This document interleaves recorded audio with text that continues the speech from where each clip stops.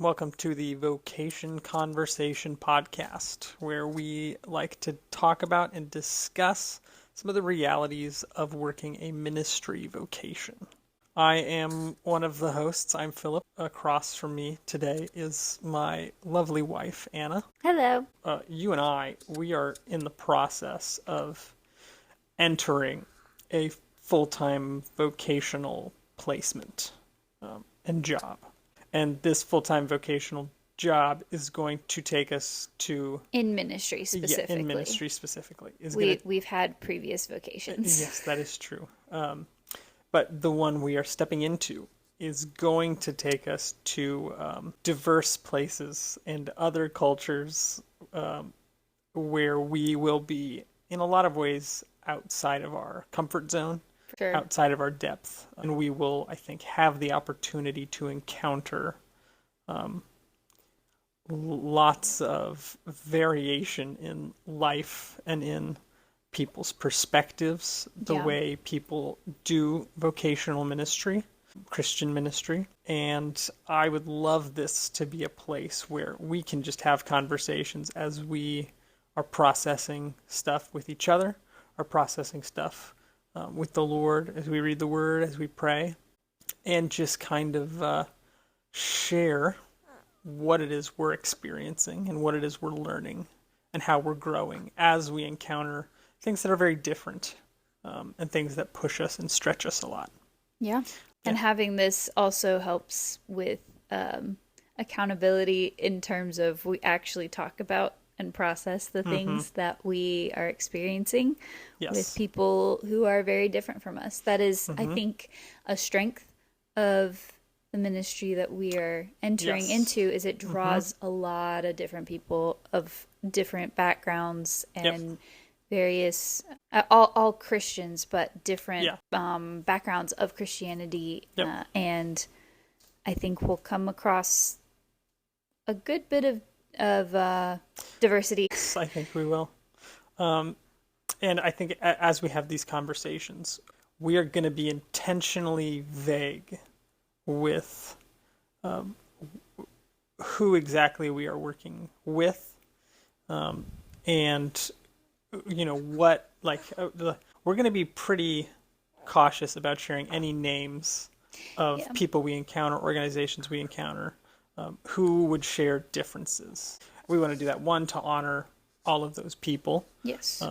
We want to do the best job we can do to share a, one, accurate, and two, charitable viewpoint, if it is a different viewpoint, or if it is the same viewpoint. Yes.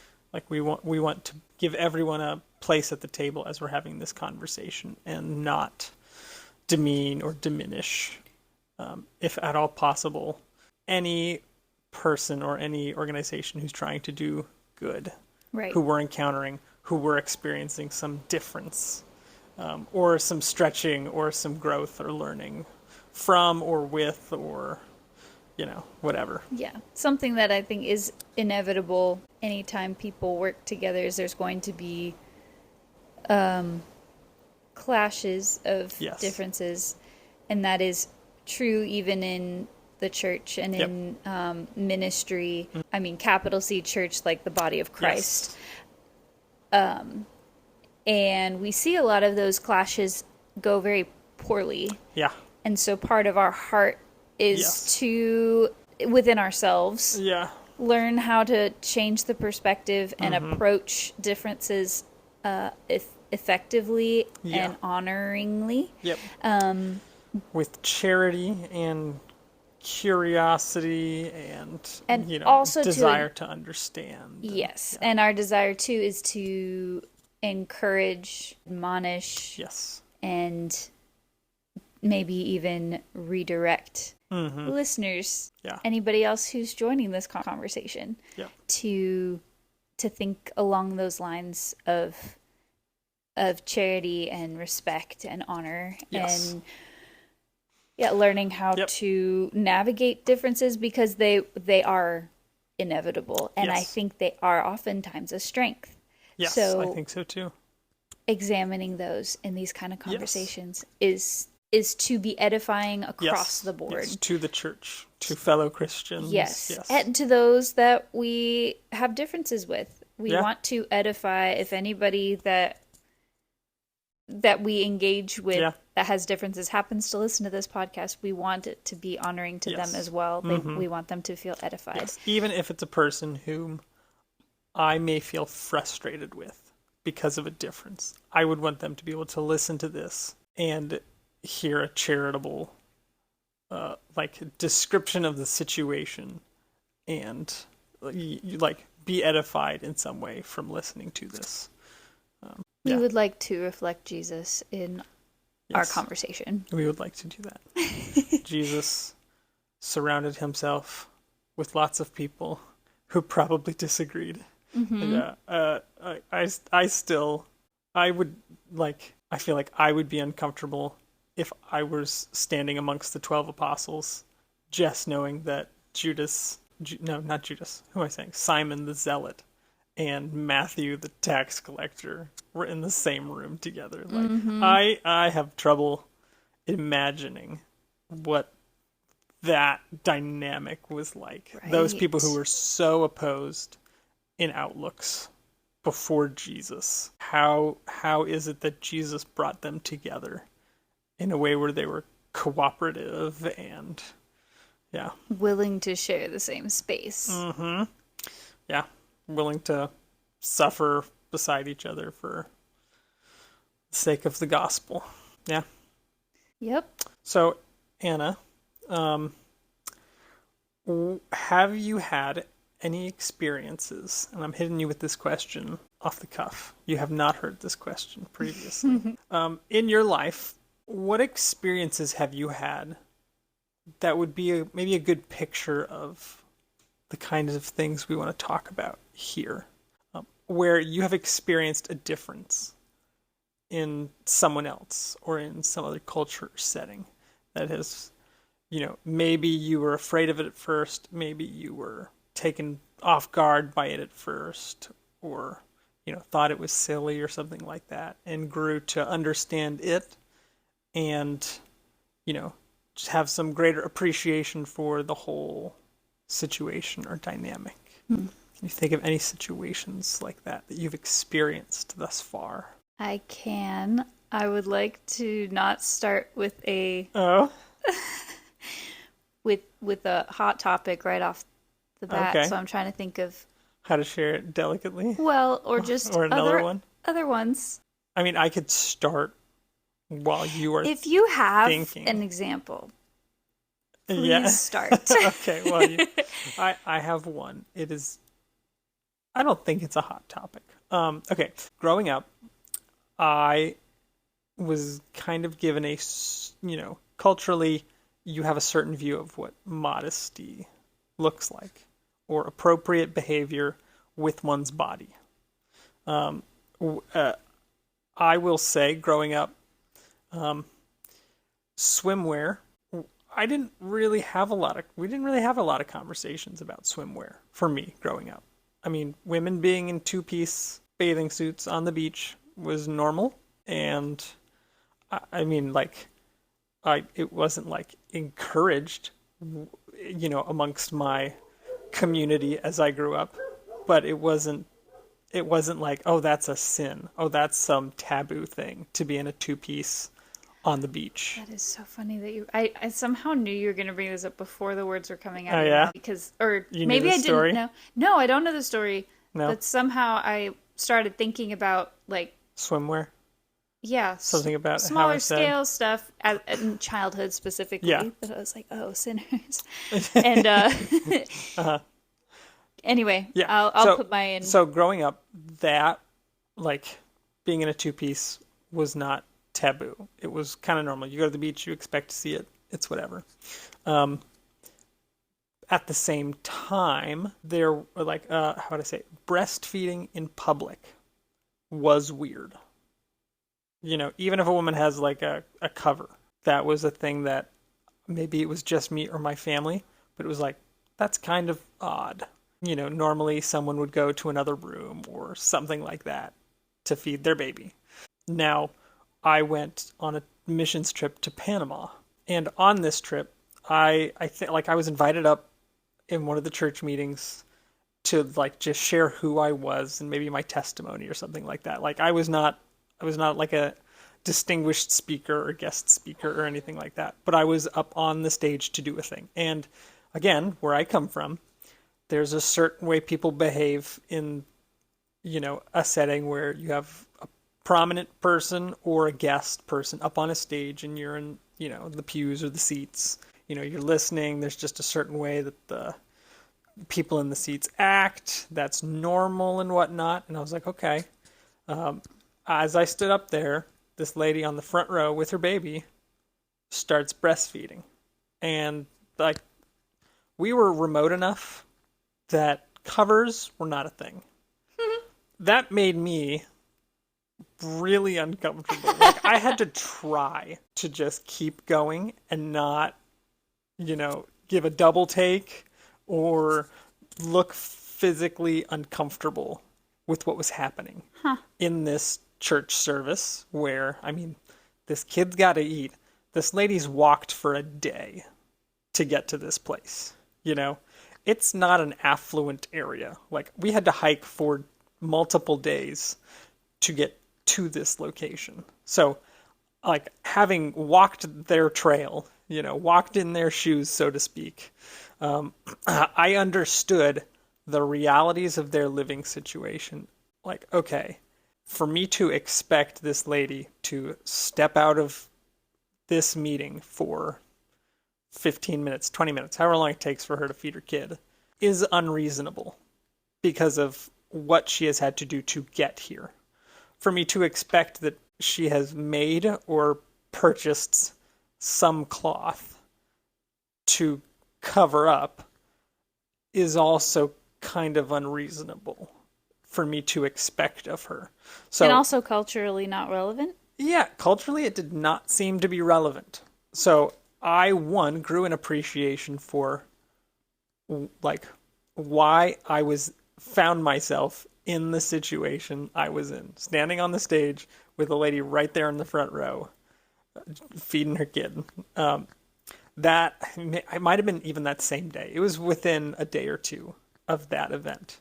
Me and some of the kids from the village who, schooled me in soccer and, taught me how to paddle in their canoes that I had such a hard time with because they're so narrow. Like I almost flipped the thing so many times. Like I felt so unstable. But these kids are teaching me and whatnot, and the kids are like, "Hey, we're gonna go to down to the beach where there's a little convenience shop almost. Like you get your gas there for your boat. You get it's like it's small, but it kind of has the knickknacks or some of the essentials that you just might run into or need. So it's kind of like the trading outpost almost. So we hiked down there, and we're a mixture of remote but not inaccessible. Once you get to the coast, it's easy enough for somebody to get there on a boat if you're a tourist and really want a excursion. So once we hike down to the beach, I'm with these kids. We're walking along the edge of the beach, and we pass what I'm believing are tourists. They did not look like locals to that area. They might have been from Panama, but they were not locals to the area we were at.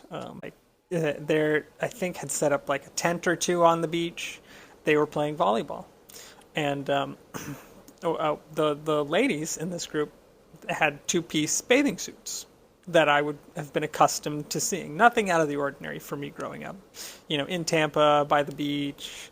And the girls in our little band of merry travelers off to get sodas and crackers at the convenience store trading outpost place, they were like visibly disturbed at what these ladies were wearing.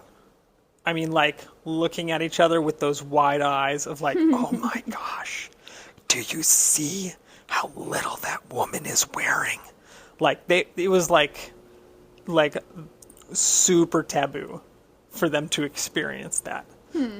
So coming away from seeing how they reacted to a woman in a two-piece suit, which I would be very used to, and also walking away having emotionally experienced something similar in seeing what I'm going to argue is a much more natural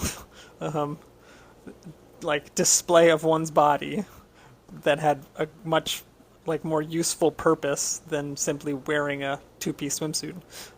Like it just gave me a greater appreciation for one, the outlook of those kids and the, I don't know, the way in which people acted in that delightful town in the mountain rainforest place of Panama.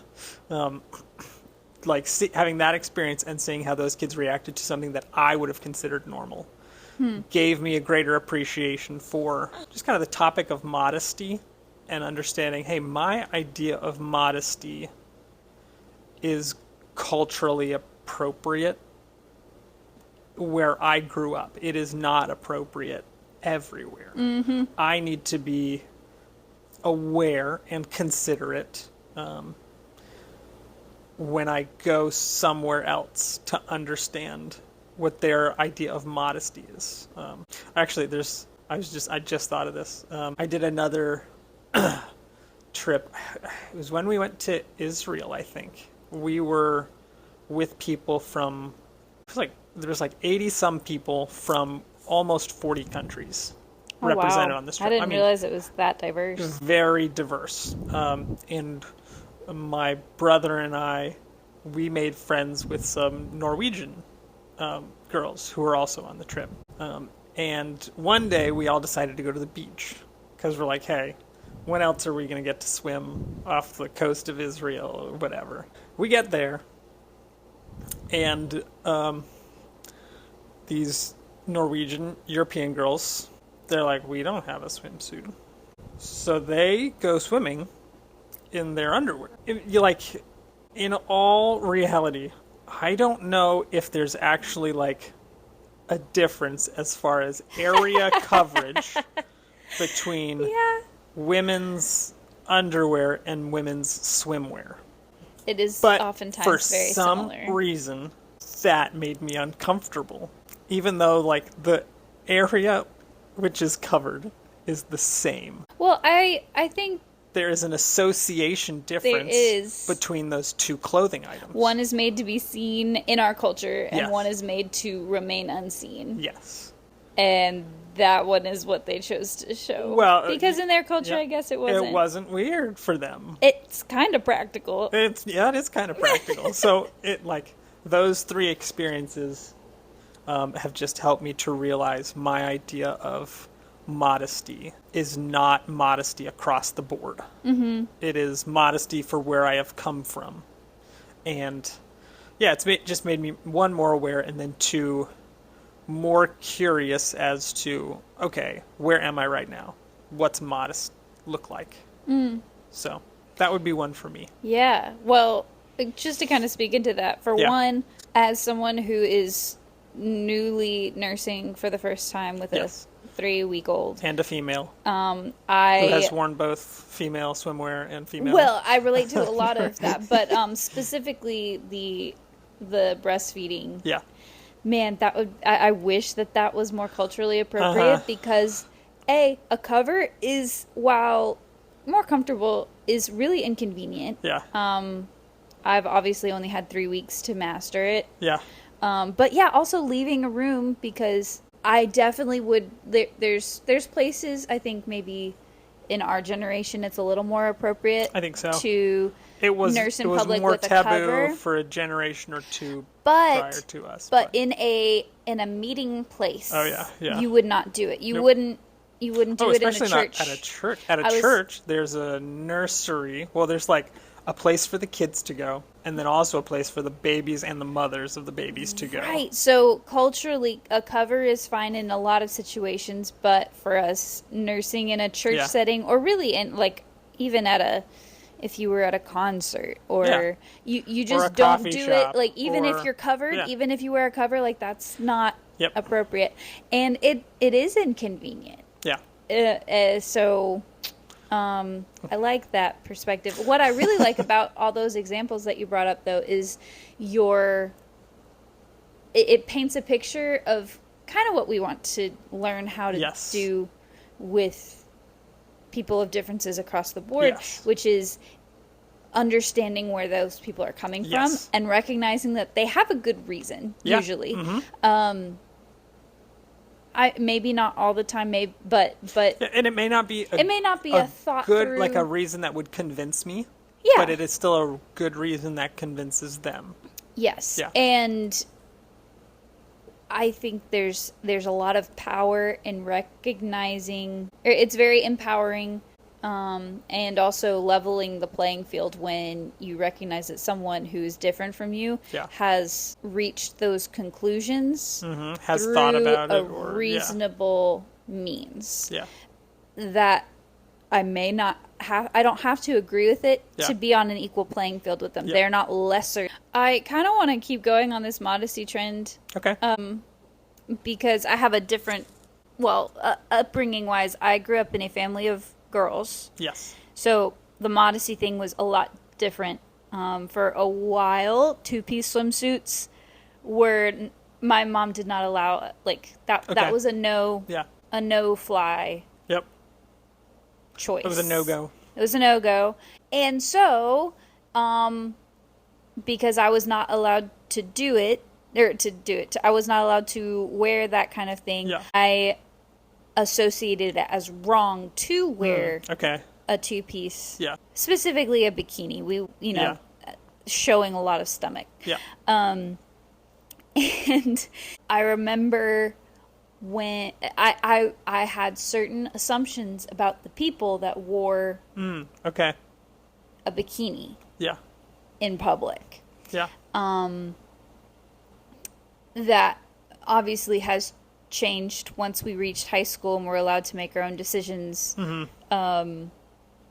or discuss the decisions with my parents. Once you guys had some agency in the decision. Yeah, we started wearing two pieces, but when I was in elementary school, I remember having a certain assumption about the character of people who, of women who wore bikinis, or of parents who allowed their kids to, depending on, So, where am I going with this?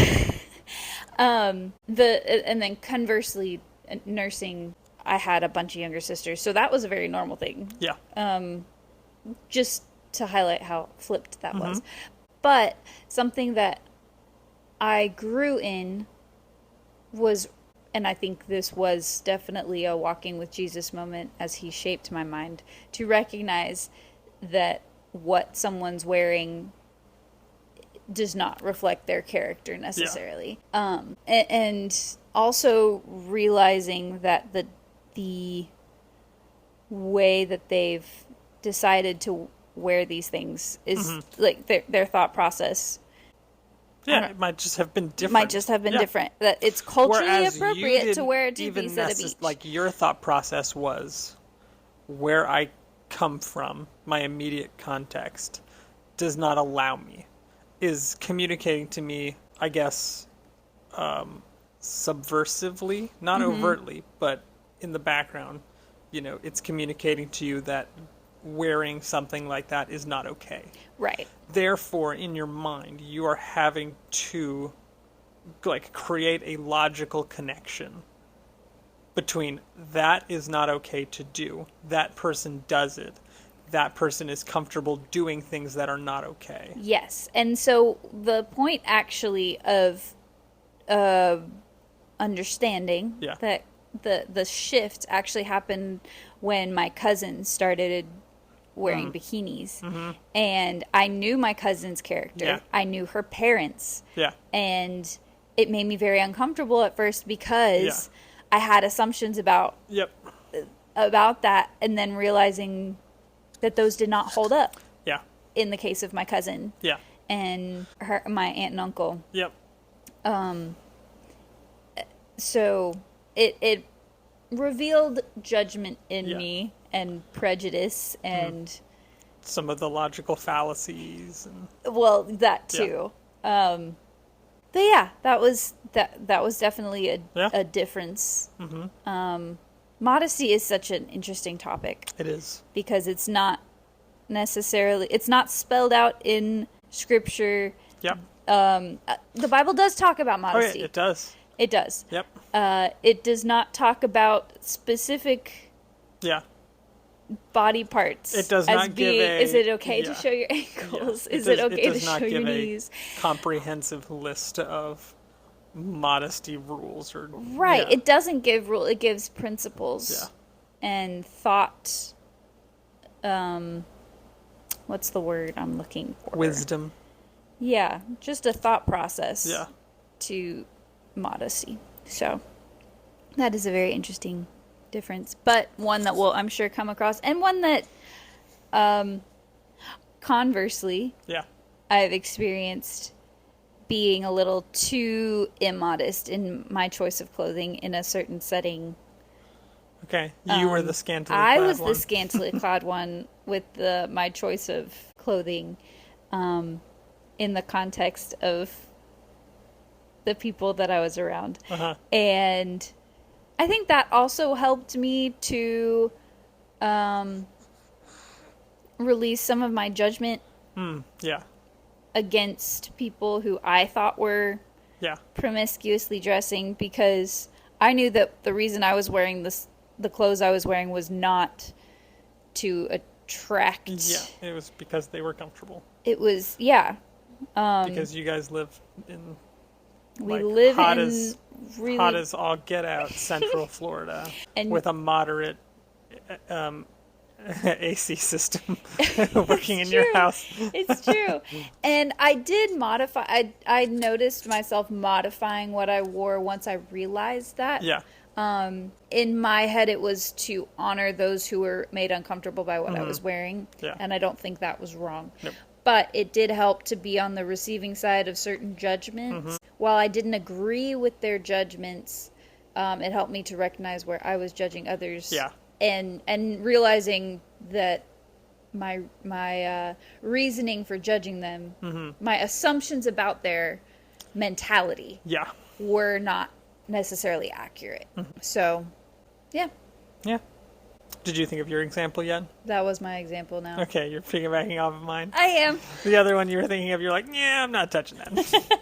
Maybe in a future conversation. Another time. I'm sure off light. It will come up. We're starting off light here. I'm sure it will come up. Yeah, so this is kind of some of the conversation that we want to be able to have here on the Vocation Conversation podcast as we keep encountering are experiencing our own growth as we are interacting with Christians and believers and cultures that are different than ours. We want to have a space where we can process that in hopefully a constructive way, where anyone listening can vicariously experience those topics and questions along with us. This being an exercise, and I'll be frank, my normal bent when it comes to approaching topics is I want to broaden perspective. I love when I approach a subject and it feels like it opens up a whole new world to me. So I love being able to do that whenever I have the opportunity to teach, and whenever I, like the podcasts and stuff I listen to are generally helping me broaden my perspective and understanding on a topic, as opposed to, I guess refine is not the right word, narrow my understanding or perspective on something. And I think like I'm still, like I work to still have boundaries, and as Paul says, be fully convinced in my own mind of like what I believe is true. Yeah. So it's not like any topic has to be more and more complex, but I still love exploring all of these topics to kind of find out where are the boundaries. What are boundaries that I think are there that maybe aren't there? Or, what are areas where I think there might be no boundary, but maybe there is a boundary that I just haven't explored that topic or conversation enough to know. Is there a boundary to modesty? Is there any one, are there any, I guess, universal rules for modesty? Mm-hmm. I think there are, universal rules for modesty.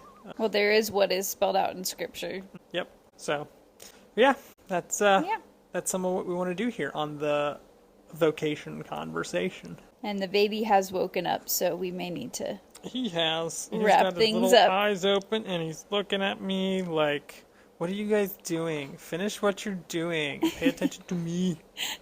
So we're going to go and do that. Thank you guys very much for listening. Thank you for following along with us on this journey. We would love to hear from you guys. If you have any input on these topics that we're talking about, we'd love to hear what your input is. Have an amazing rest of your day. Actually, have an amazing time between hearing us now and when you hear our voices over the podcast again later. Goodbye.